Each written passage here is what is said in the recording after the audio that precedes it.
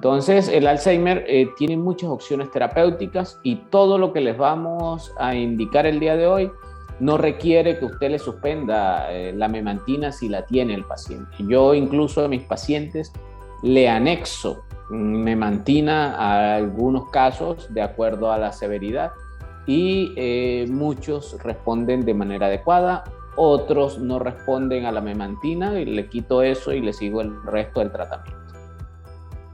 Entonces, antes que nada, recordar, como siempre lo hemos hecho, recordar un poco de anatomía y recordar un poco de fisiología para poder llegar a entender en qué consiste el tratamiento que vamos a dar. Sabemos, lógicamente, la estructura de nuestro cerebro, los que estamos aquí, y es en esta conferencia casi todos médicos o profesionales de la salud. Entonces, esa estructura cerebral también se puede dividir según su función y su característica es que el lóbulo izquierdo está asociado al intelecto o al cálculo, mientras que el derecho está asociado más al arte, a la cultura. Sin embargo, todos tenemos dos lóbulos cerebrales y podemos utilizar uno u otro. Los artistas pues van a usar más uno que el derecho. En cambio, los matemáticos, por ejemplo, usarían más el izquierdo. Y aquí nos vamos a centrar en dos zonas importantes de esta anatomía cerebral, que es el hipocampo y la corteza entorrinal. Esas dos áreas son las áreas donde se encuentran las neuronas de memoria.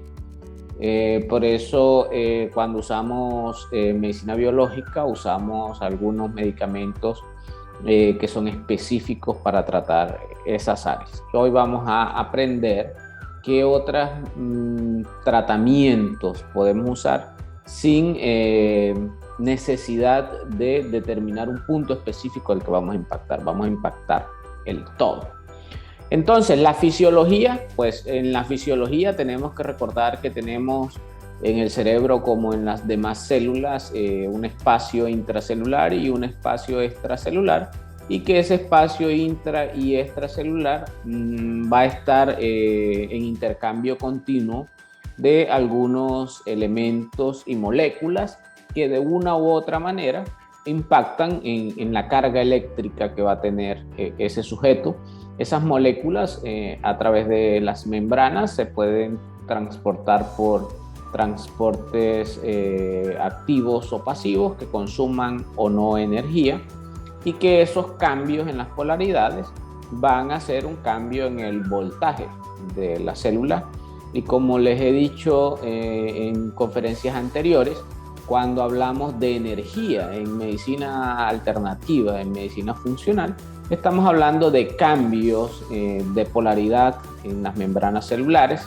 Generalmente, si ustedes se dan cuenta, este cambio en la fibra nerviosa es de menos 94 milivoltios a más 61 milivoltios, que van a ir cambiando de acuerdo a cómo vaya el estímulo de despolarización o de repolarización.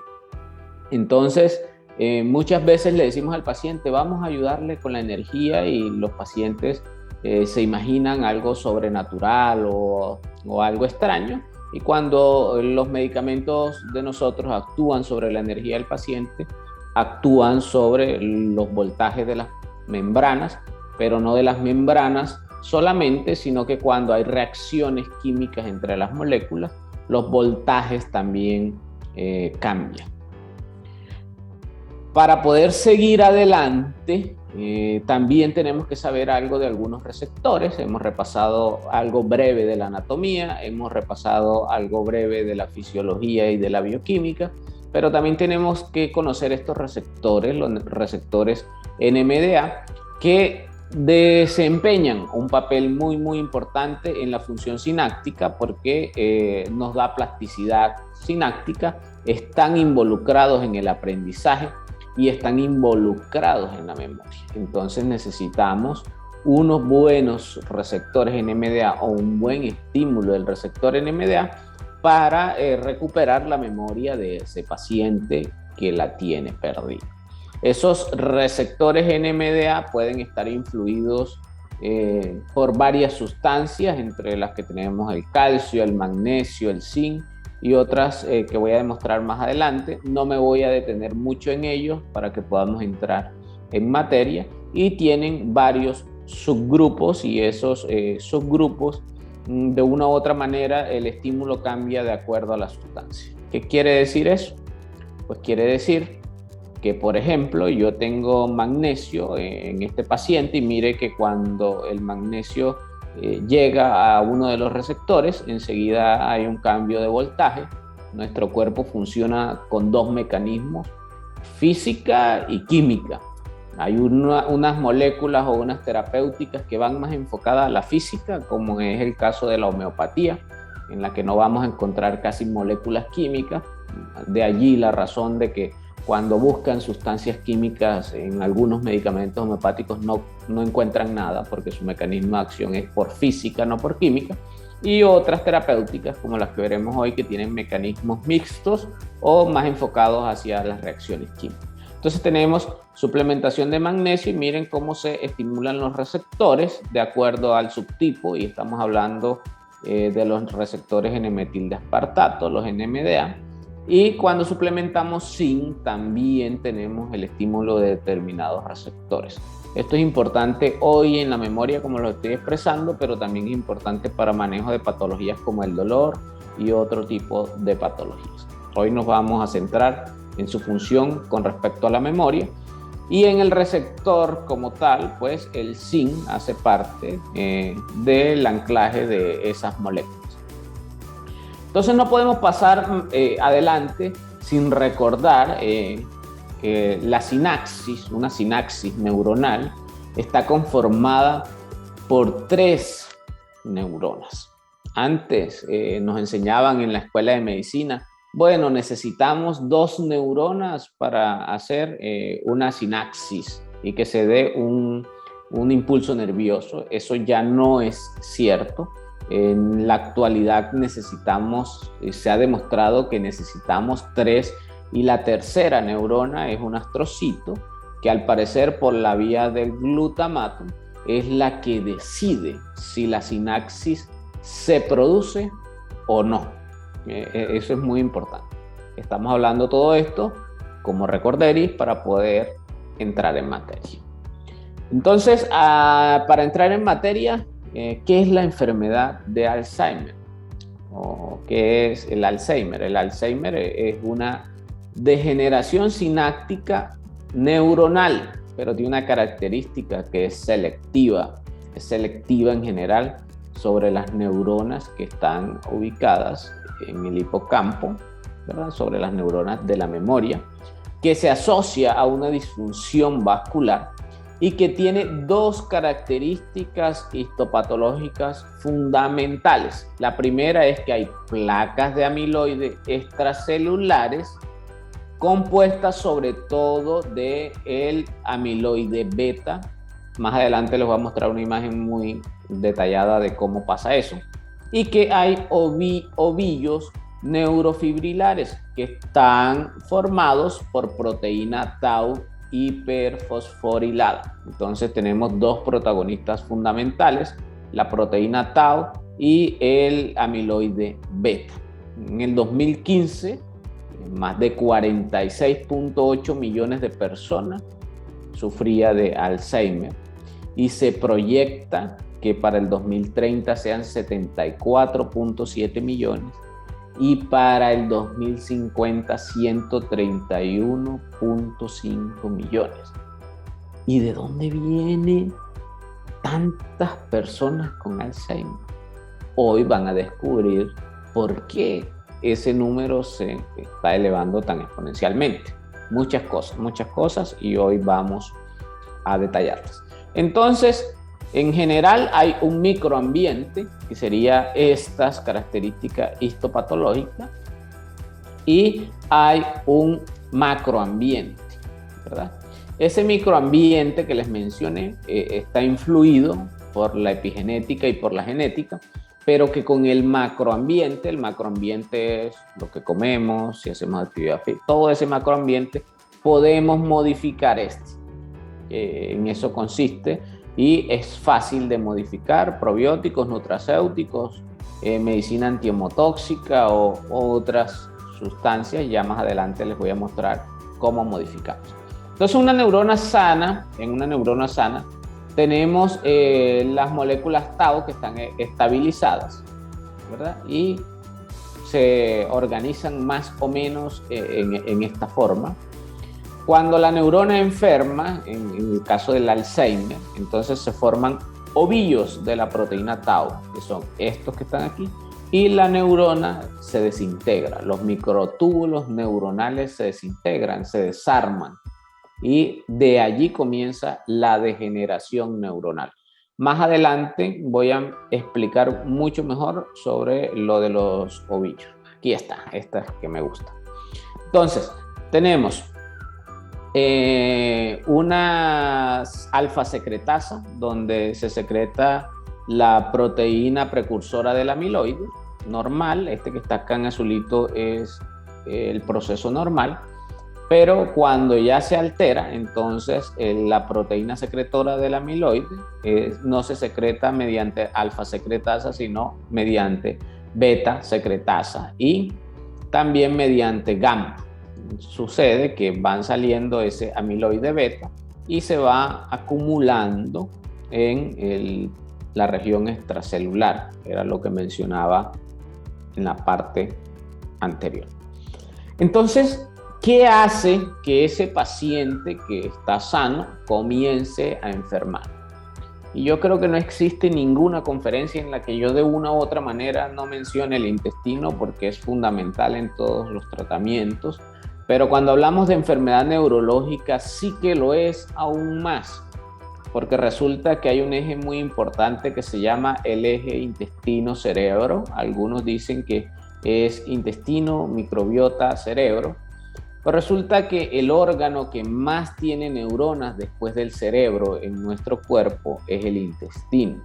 Y si yo quiero tratar a un paciente con una enfermedad neurológica, y en este caso Alzheimer, y no trato el intestino, no va a mejorar. Sí o sí necesito tratar el intestino del paciente para poder mejorar la función neurológica. Vamos a ver si eso es cierto o no. ¿Qué evidencia hay y cómo es que el intestino puede influir en el cerebro?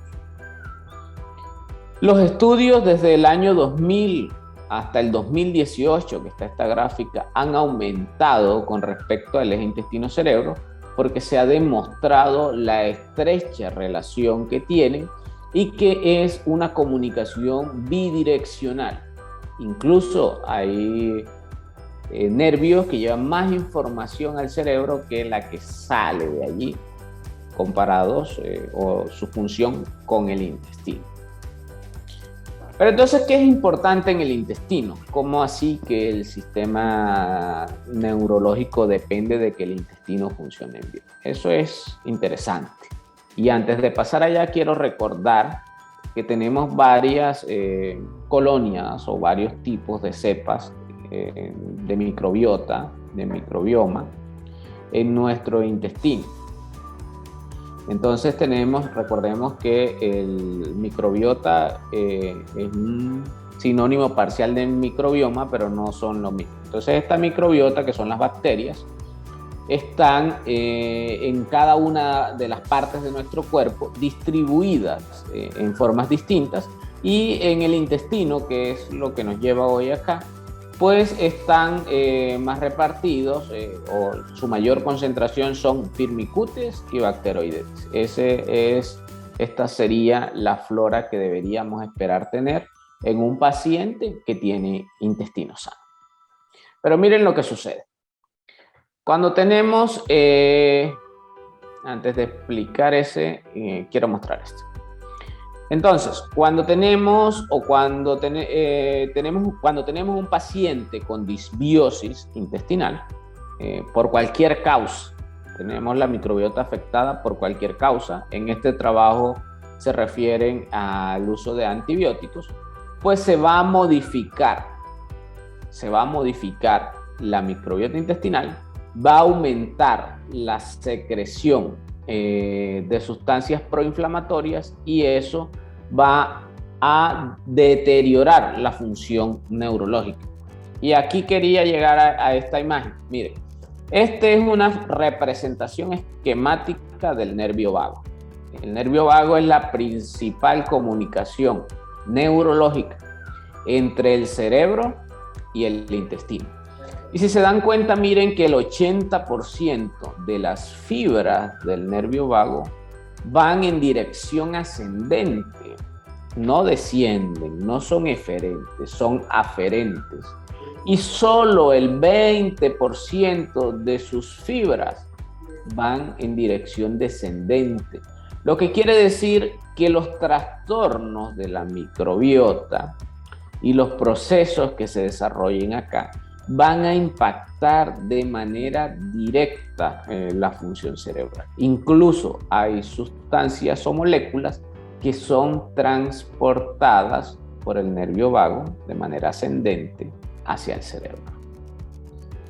Teniendo todo eso en cuenta, ahora sí, vamos a ver esta diapositiva, esta gráfica que no la habíamos visto, y miremos cómo un paciente cuando está más acá es donde está normal, pero y esta línea que está acá es cuando los marcadores están anormales. Entre más se eleva el amiloide beta, esta línea roja que tenemos acá, el paciente va a llegar más rápido a estar en un estado de demencia. Pero primero miren cuándo comenzó a elevarse este amiloide beta en este espacio de tiempo. Después de esto se eleva la proteína tau, se comienza a elevar. Lo último que sucede, ya hay un daño, lo siguiente que sucede es un daño en la estructura y posterior a eso un deterioro cognitivo, y lo último que sucede, que era lo que iba a comentar, es un deterioro de la función clínica. Lo que quiere decir que este proceso en un paciente en el que comenzó a elevar el amiloide beta, cuando nosotros tenemos ya pérdida de la memoria en el sujeto, hace muchos años comenzó. Y aquí va un detalle. Cuando el paciente inicia la enfermedad o cuando usted le consulta a un paciente, doctor, es que estoy perdiendo la memoria, usted lo primero que puede preguntarle es, ¿hace cuántos años tuvo un problema intestinal? Y de acuerdo a la severidad de la patología, en general los pacientes le dicen hace 5 años, 6 años, o la familia le dice, no, es que él tuvo un problema intestinal o cambió los hábitos intestinales, y es más o menos el tiempo en que ya se comienza a aumentar el amiloide beta. No es una manera exacta, es una forma indirecta de poder hacer una línea del tiempo donde podamos identificar en qué momento ese paciente comenzó a hacer esa disfunción. Entonces miremoslos de forma esquemática. Dijimos que el 80% de las fibras del vago van en vía ascendente, son aferentes, y solo el 20% descienden. Cuando tenemos un intestino con un aumento de la permeabilidad intestinal, pues hay un aumento en la inflamación sistémica, lo que genera que se eleven los niveles de interleucina 6, de factor de necrosis tumoral alfa, la interleucina 1 beta, que aumente la permeabilidad de la barrera hematoencefálica y que aumente la muerte neuronal. Pero ¿por qué aumenta la muerte neuronal? Porque aumenta la inflamación, o sea, hay un aumento en la neuroinflamación y eso al final es la causa de la enfermedad neurológica.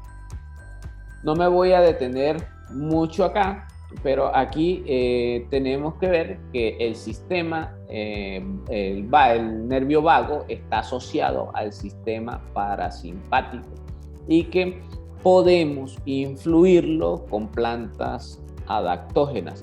Hay unos mecanismos con los que un paciente que no es severo, tú puedes estimular el vago, que es que haga gárgaras de agua fría poniéndole compresas frías en los ojos o hielo, paletitas de esas de gel en las axilas. Esas son algunas terapéuticas en las que pacientes que no sean severos uno los puede llevar a estimular el sistema nervioso parasimpático, pero que sin duda cuando hay una alteración de ese parasimpático y una afectación del vago, pues se van a afectar todas las vías que van a producir que haya o no más factores proinflamatorios y más inflamación central al final. Otra diapositiva que explica más o menos lo mismo, sin embargo, acá nos menciona los neurotransmisores sin duda que son producidos por una microbiota normal. En este lado tenemos la microbiota normal, donde hay ácidos grasos de cadena corta y que se produce GABA, norepinefrina, dopamina y serotonina. Recordemos la dopamina y lo importante, y sobre todo lo importante a nivel central. Pero miren que hay unas bacterias en esta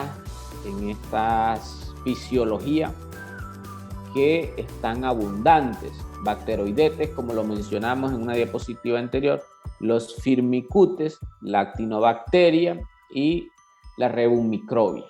Sin embargo, cuando hay una alteración de la microbiota, que puede ser por cualquier causa, por antibióticos, por otras causas, en el lumen intestinal hay un aumento de la permeabilidad intestinal porque se rompen las uniones estrechas, lo que produce que haya un aumento de los péptidos amiloides y también que acá haya un cambio de la flora donde ya no vamos a encontrar actinobacterias sino Escherichia coli y Shigella.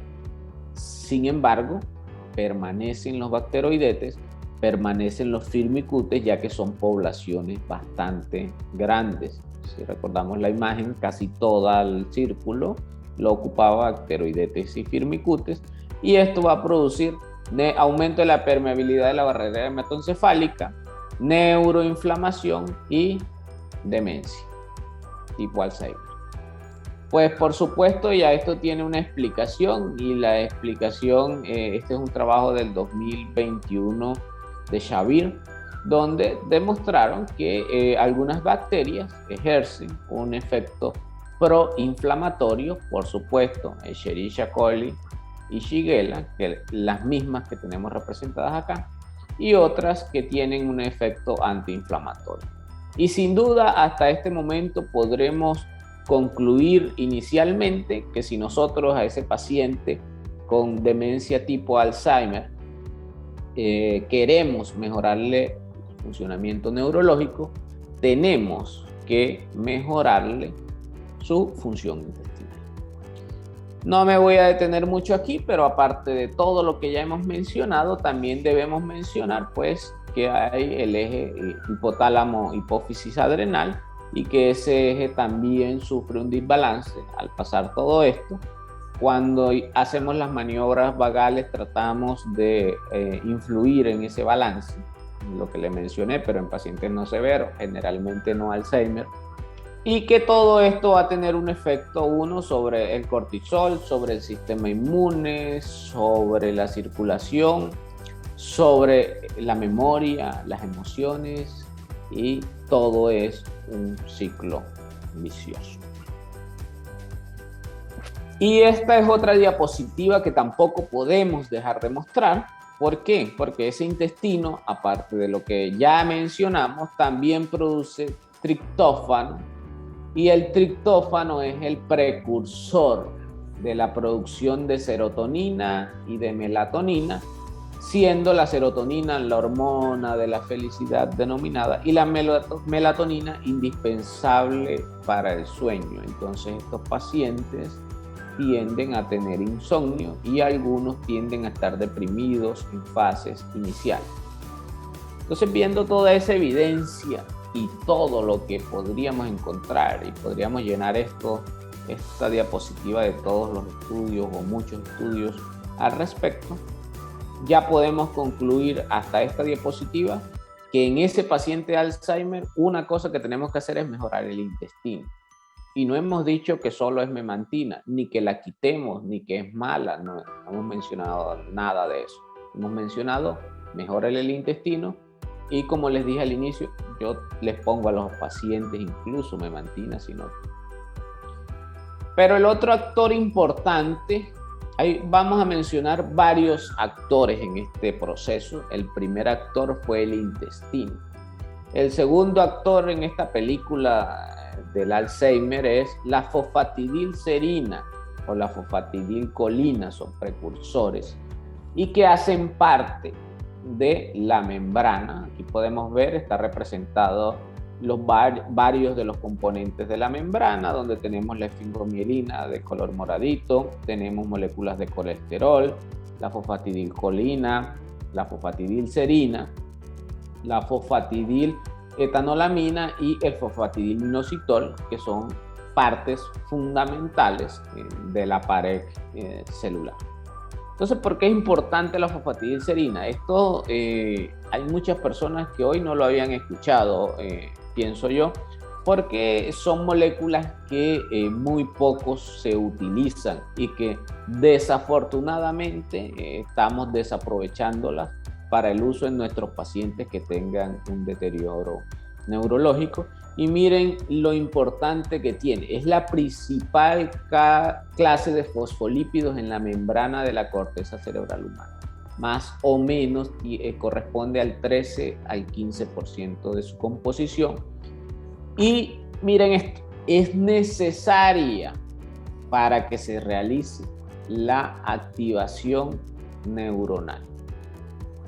En la enfermedad de Alzheimer, al parecer, otro factor, aparte de la proteína tau, que no deteriora la membrana, pero un factor que deteriora la membrana es el déficit de fosfatidilcerina, y la producción de esta molécula se hace en el cerebro, en el riñón y en los testículos, en los sitios donde más se produce y se utiliza. Va a influir la serina, por supuesto, en toda esa respuesta neurológica que puede llevar a la activación y que puede determinar la supervivencia o no de una neurona. Entonces, en un paciente que tiene Alzheimer, debemos suplementarle cantidades adecuadas de fosfatidilcerina. Porque ahí está el estudio. Este es un estudio del 2014 y es muy, muy interesante. Pero ¿qué pasa? Llegó la serina por la circulación cerebral y esa serina, el objetivo es que llegue a las vías de generación cerebral. Entonces pasa la serina al espacio extracelular y de allí puede coger dos vías. Una de esas vías es que esa serina se convierta en la neurona, en fosfatidilcerina, pero que también por otra vía pueda entrar al astrocito. Y dijimos al principio, necesitamos 3 neuronas para producir una activación o que se dé la sinapsis. Antes pensábamos que eran 2, hoy sabemos que son 3. Necesitamos las 2 neuronas que se conectan y un astrocito. O sea que con eso estamos, aparte de mejorar la pared de la célula, la membrana, vamos a mejorar la activación celular. Y aquí, pues, por supuesto, ya esto se los había mencionado, cómo influye en la membrana. Tercer actor en este tratamiento del Alzheimer, hemos mencionado la mejoría de la función intestinal, la fosfatidilcerina. ¿Qué hace? Y vamos a mencionar un poco los ácidos grasos. Pues no voy a entrar a detallar en el tipo de ácido graso. Sabemos que los saturados son los que no tienen dobles enlaces, los monoinsaturados que tienen un enlace doble nada más, y los poliinsaturados que tienen más de uno. Esa es una clasificación burda, gigante. No vamos a detallar mucho en esto, pero lo que sí quiero detallar es que el ácido oleico que se encuentra en el aceite de oliva tienen concentraciones importantes de fosfatidilcerina como precursores, van a ser precursores. También tenemos los omega 6, pues tenemos un montón de omega 6 y nuestra alimentación está hasta arriba de omega 6, no es lo que queremos darle más omega 6 al paciente, ni nosotros queremos es compensar ese equilibrio, y ese equilibrio lo compensamos con aceites, sobre todo omega 3 de buena calidad.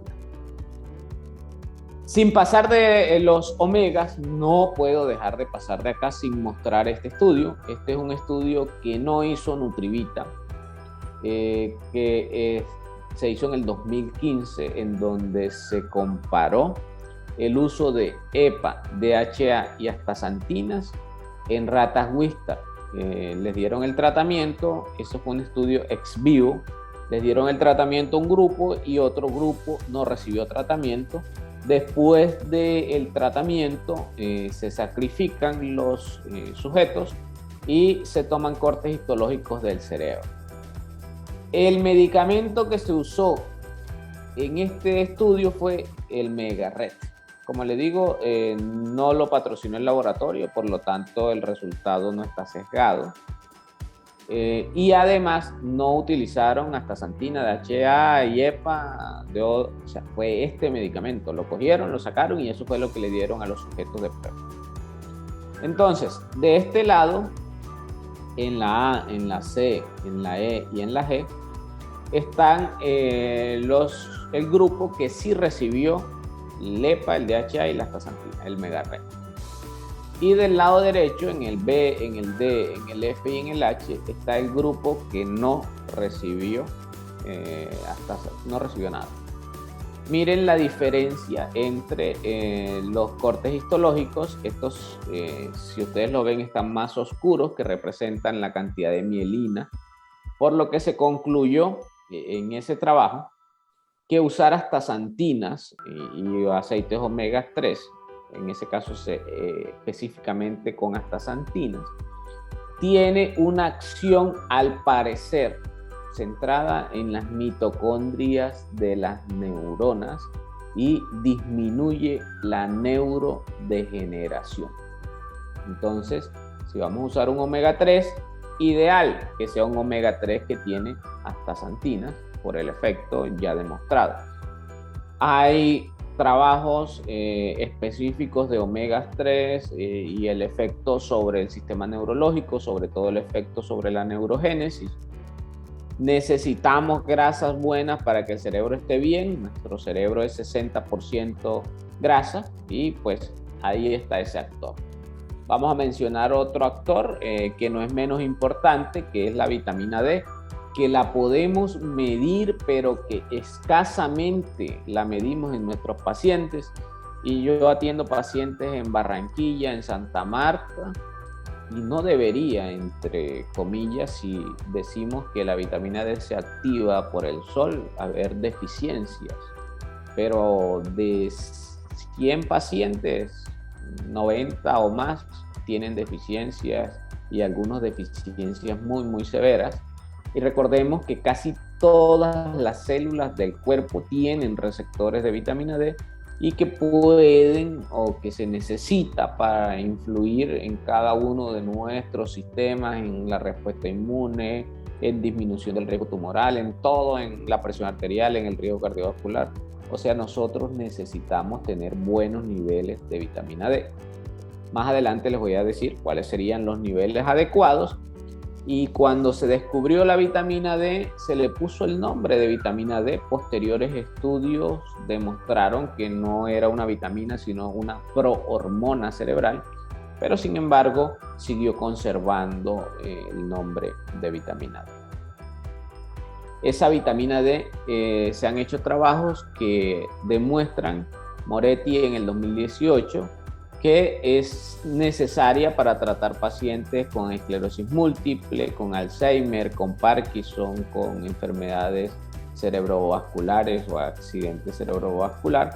ya que los receptores de vitamina D están en altas cantidades en el hipocampo, en el hipotálamo, en el tálamo, en la sustancia negra, en la corteza, y al parecer es un regulador génico de la síntesis de acetilcolina, dopamina, serotonina y GABA. Entonces, activa los genes que sintetizan esas moléculas. Entonces, es necesario dar vitamina D para mejorar, en este caso, estamos hablando las cantidades pues, de dopamina, de serotonina y otras sustancias. Otra vitamina que también se nos olvida, y las estoy mencionando porque es importante, es la vitamina B. Muchos de estos pacientes usan o han usado inhibidor de bomba de protones u otras sustancias por gastritis o algo que es muy común en la actualidad. Más adelante hablaremos un poco al detalle de eso. Y eso altera de una u otra forma la absorción de las vitaminas. También hay muchos pacientes actuales que tienen cirugías bariátricas y eso influye. Se está tomando los suplementos. No, me los tomé un tiempo, pero ya no. Y mídale los niveles de vitaminas y están por el suelo y le consultan por otra cosa. Un marcador que necesitamos hacer en este caso es la homocisteína. Las concentraciones disminuidas de homocisteína están relacionadas, las concentraciones altas de homocisteína, perdón, están relacionadas con la disminución de la vitamina B. Se demostró que la suplementación de vitamina B va a disminuir también la atrofia cerebral en estas fotos que tienen acá. El placebo está en rojo y en verde tenemos los pacientes que recibieron tratamiento y ven cómo la atrofia cambia, el nivel de atrofia cerebral, la relación de un paciente y otro a los que no reciben tratamiento en pacientes que tienen previamente niveles altos de homocisteína.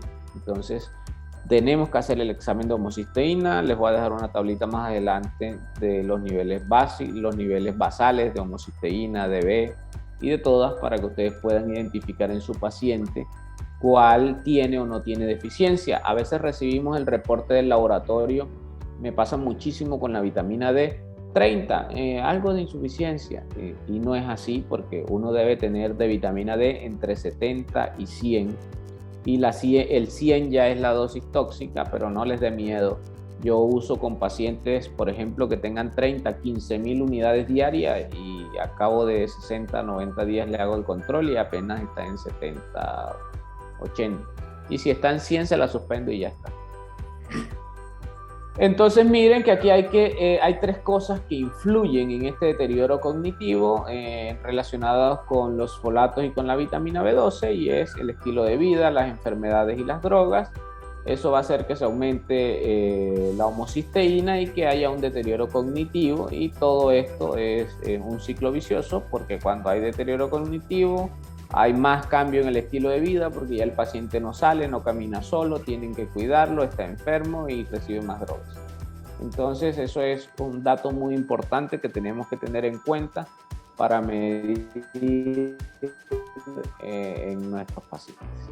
Y aquí viene entonces ya la cara que hacemos. Ahí aparecen, yo creo que yo a veces cuando los pacientes llegan pongo esa cara, y tengo pacientes que me llegan: doctor, soy hipertenso, me dice el paciente, doctor, soy hipertenso, tomo losartán y aspirina.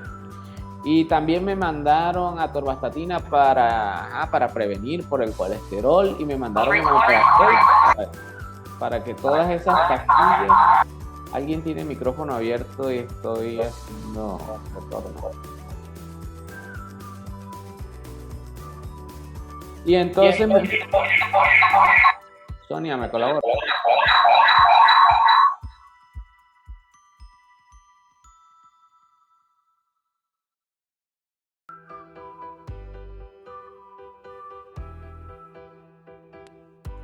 ¿Me escuchan? Sí. Si no me escuchan, por favor. Ya, doctor, ya te escuchamos. Qué pena, te silencié. Ok.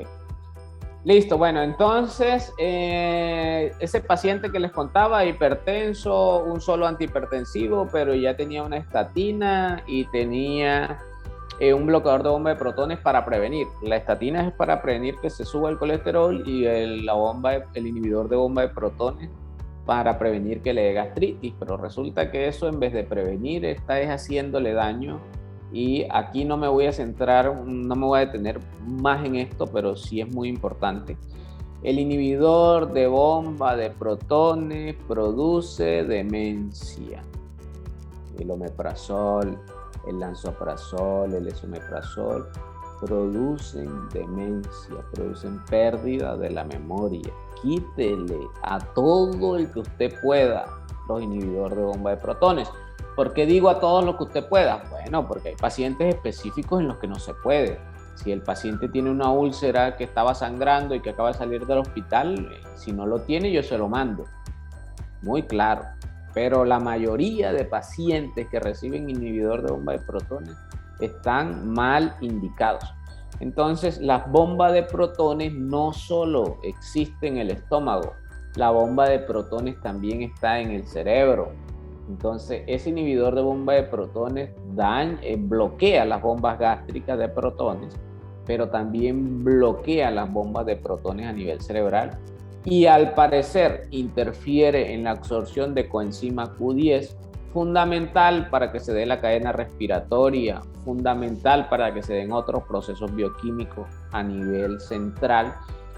Y como ñapa, altera la función gástrica, altera la secreción de factor intrínseco y disminuye los niveles de vitamina B12, que como vimos en el trabajo anterior, se demostró que se requiere para tener una buena salud cerebral. Pero también las estatinas han entrado en conflicto porque al parecer influyen de alguna forma en la memoria. También las estatinas no es que sean siempre un veneno, usted debe saber a qué paciente se lo quita y si está indicado. Si yo tengo un paciente que le pusieron un stent o que se infartó hace 15 días y sale del hospital, si no la tiene, yo mismo se la mando para que estabilizar la placa. Si tengo un paciente con angina inestable, yo mismo se la mando. Pero la mayoría de pacientes está mal indicadas las estatinas y los antibióticos, sin ninguna duda. Y sin ninguna duda es porque los antibióticos modifican la flora y al modificar la flora hacen una disbiosis intestinal, aumenta la permeabilidad intestinal y de lo que he hablado hoy, lo que más afecta la función neurológica es un daño o un mal funcionamiento de la función intestinal, de la pared intestinal. Entonces, ¿qué debemos hacer? Pues hay que hacer un examen de vitamina D al paciente. ¿Cómo se escribe en la fórmula, doctor? La más específica es medirle vitamina D25 OH total. Usted le escribe así y ya el paciente le va a traer el reporte. El laboratorio se lo hace. ¿Cuánto es el nivel que debería tener de manera funcional? De 70 a 100. La vitamina B6, muy variable, varía de acuerdo a la edad. La vitamina B12, al menos tener 485. Si usted ve los valores de vitamina D en la referencia, no son esos, son mucho menores. Si usted ve los valores de vitamina B12, dicen que desde 200 es normal. Mentira, el valor funcional que requiere el cerebro para estar bien es de 485. Y aquí le anoté 2 veces la homocisteína, acá, y también se las anoté acá, porque puede estar relacionado con los valores de vitamina B o no. Recuerden que el Alzheimer es denominada también diabetes tipo 3, ¿verdad? Diabetes tipo 3 porque de una u otra forma también tenemos que medir los niveles de glucosa, pero no solo de glucosa, sino de insulina. Y aquí en este de insulina también es importante estos valores, porque allá vamos a encontrar que hasta 25 es normal en ayunas, creo que dicen las referencias de laboratorio, cuando sabemos que los trabajos han demostrado que el valor funcional de insulina en un paciente debe ser menos de 5 en ayuna y menos de 15 postprandial. A mí no me gusta mandarle al paciente postcarga porque es algo que no es fisiológico. El paciente no está tomándose un jugo dulce todos los días en ayunas. Sin embargo, el paciente sí desayuna todos los días. Entonces, a mi parecer, aunque no se controle, no se tenga control sobre qué cantidad de glucosa ingirió el paciente, sí nos acerca a lo más fisiológico para él. Entonces yo le mando pre y postprandial. Vaya al laboratorio, se lo toman, desayuna y a las 2 horas le toman el post y miramos glucosa e insulina. Se pueden medir el omega 3 y el omega 6 y los otros ácidos grasos. Sin duda hay un test para eso. Sin embargo, pues está reservado para pacientes específicos. Hay otros test como test que nos miden las concentraciones de algunos neurotransmisores y de acuerdo a lo que salga uno también toma algunas decisiones, pero estos son los exámenes básicos, sin olvidar el litio, que creemos que solo se le hace a los pacientes psiquiátricos que toman litio o de cualquier otra patología que toman litio. Pues no, nosotros debemos medir el litio en nuestros pacientes neurológicos, cualquier patología neurológica, y si no, suplementarlo. ¿Y con qué lo suplementamos? Con medicina antiehomotóxica, es lo ideal. Entonces, ya dijimos todo eso. Aquí tenemos, vamos a ver qué hacemos. Ya vamos a darle la solución al problema. Hemos mencionado todos los problemas, hemos visto toda la evidencia que se tiene, ahora vamos a dar la solución. Entonces dijimos que el intestino enfermo produce inflamación, trastornos de la función y trastornos a nivel neurológico. ¿Cómo soluciono esto? ¿Qué tengo que solucionar? 3 cosas básicas. En el intestino hay que solucionar la microbiota. Si vemos, esta microbiota está como medio dañada. La capa de moco está delgada. Las uniones estrechas se han roto y las células están dañadas y hay todo este proceso de inflamación. Ojo, esto que les voy a mencionar acá es un plan para rehabilitar la función intestinal, independiente del paciente que usted tenga. Si usted tiene un paciente con un síndrome de intestino irritable, así puede rehabilitar la función intestinal. Esto es rehabilitación de la función intestinal.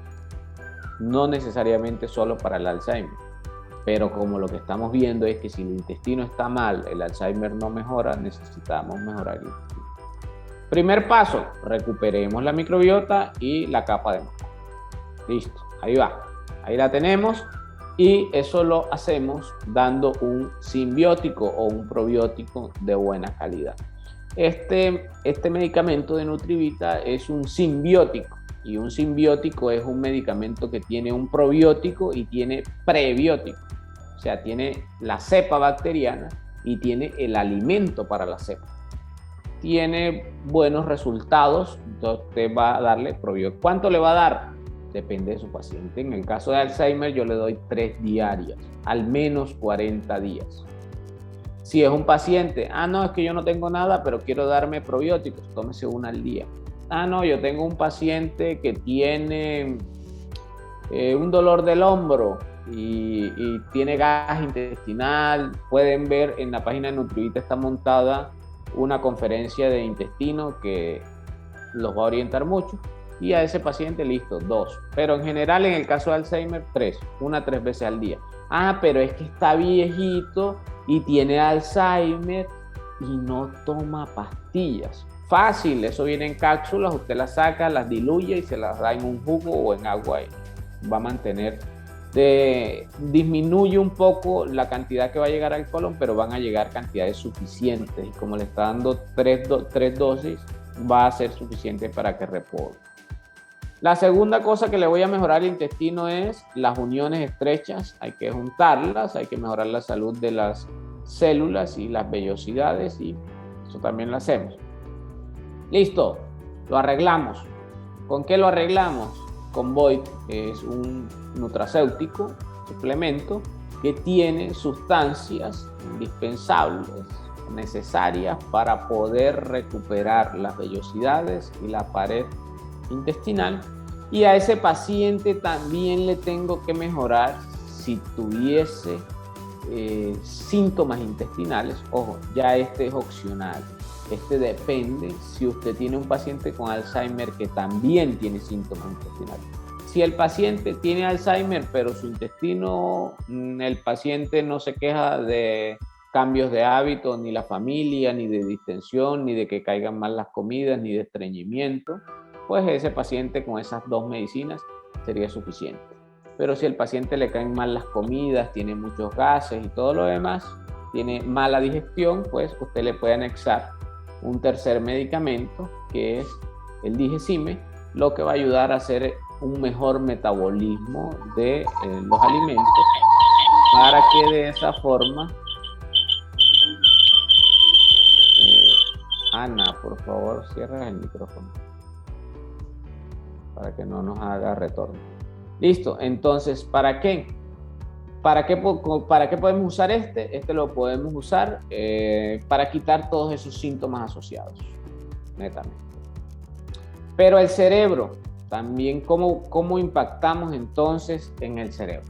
En el cerebro podemos impactar de dos formas, y acá es muy importante dejarle los nombres, y me centro a veces en dejarles fotos, porque es que yo he dicho y he mostrado la evidencia de que usar fosfatidilcerina es indispensable para tratar a un paciente de Alzheimer.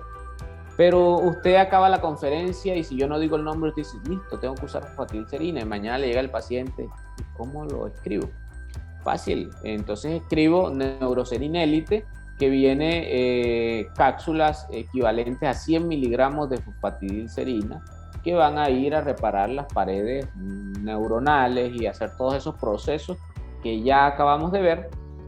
Pero también podemos poner Memobrite. Yo elijo uno o el otro. Este no lo doy solo. En general, cuando doy Neurocerin, doy coenzima Q10 también, que es el Cecime, que viene de 200 miligramos y le va a dar energía al paciente porque influye en la cadena respiratoria, pero influye en la función neurológica también. El Memobrite lo utilizo en pacientes menos severos. Hay pacientes, doctor, es que estoy como perdiendo la memoria. Doctor, es que se me olvidan algunas cosas. Memobrite es una excelente opción. El Neurocerin podemos dar 100 miligramos al día, es la dosis adecuada, o sea, una en la mañana nada más. Sin embargo, con el Memobrite yo puedo usar más dosis, hasta 3 dosis diarias, y no voy a tener problema para nada. Además de que tiene la vitamina B12, tiene algunos elementos necesarios como la riboflavina también, la tiamina, la vitamina C, fundamentales para el funcionamiento neurológico. Es más general, digámoslo así. Tiene aminoácidos como la L-tirosina y lo demás. Ahora, yo solamente con dar estos medicamentos y regenerar el intestino estoy impactando en un paciente de Alzheimer.